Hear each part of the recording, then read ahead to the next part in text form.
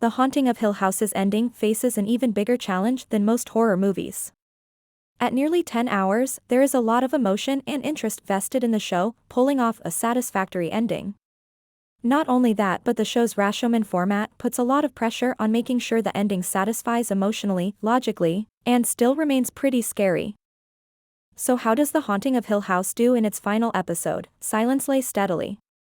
Pretty well, as it turns out. The Haunting of Hill House fills in a lot of missing pieces in its final episodes and builds to a solidly emotional climax. First, let's break down exactly what happens here. Finally, all of the Crane family is back at the house that haunted them their whole lives. The episode opens with what at first seems like a groan-worthy rhetorical device.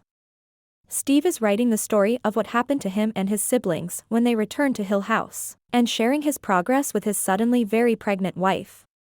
At first, this is disappointing. Why would The Haunting of Hill House tip its hand like this and let us know that Steve survives the ordeal right off the bat? Not only that, but why would it rob of us the emotional catharsis of Steve reuniting with his estranged wife, and somehow conceiving a child despite Steve's vasectomy? As it turns out, however, The Haunting of Hill House is pulling off a nifty little trick. Steve is still in Hill House and experiencing some house-induced hallucinations. Steve, Shirley, Theo, and Luke all end up in the now-open Red Room because that's how the house has always wanted things to be. Each of the Crane kids experiences a different hallucination specifically curated for them by the house. At first, it's not entirely clear why the house is doing this, but as each hallucination unfolds, certain themes come through. Shirley is forced to relive the time that she cheated on her husband while at a mortician's conference. Gross. Theo spends a night with Trish and is forced to confront her worst fear, getting close to someone else. Trish successfully gets Theo to touch her without gloves, and before she knows it, dead hands are all around her.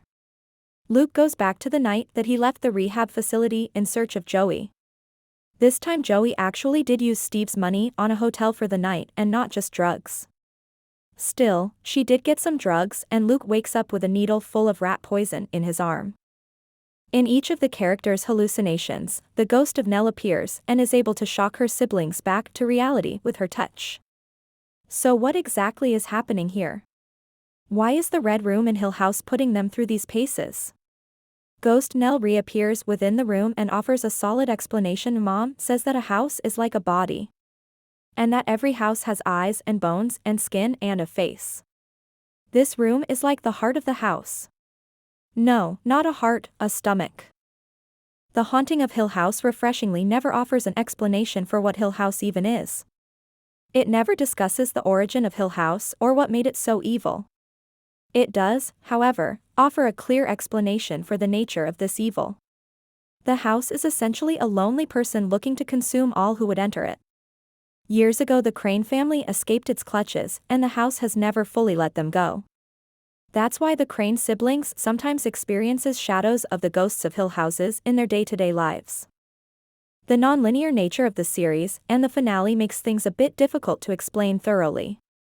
Please reach out in the comments with anything in the finale that was unclear or needs explained.